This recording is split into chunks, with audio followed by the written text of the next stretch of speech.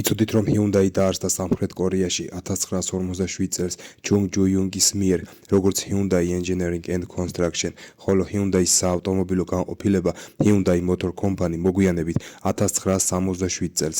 Hyundai ნიშნავს თანამედროვეობას და მათი პირველი ავტომობილი არ იყო სრულიად Hyundai-ის მიერ შექმნილი. 1968 წელს Hyundai Ford-თან პარტნიორობით შექმნა თავისი პირველი ავტომობილი Hyundai Cortina.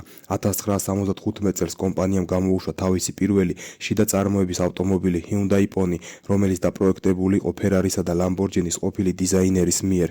1980-იან წლებში გამოსული Hyundai Excel შევიდა შეერთებული შტატების ბაზარზე და იყიდებოდა დიდი რაოდენობით თავისი დაბალი ფასის წყალობით.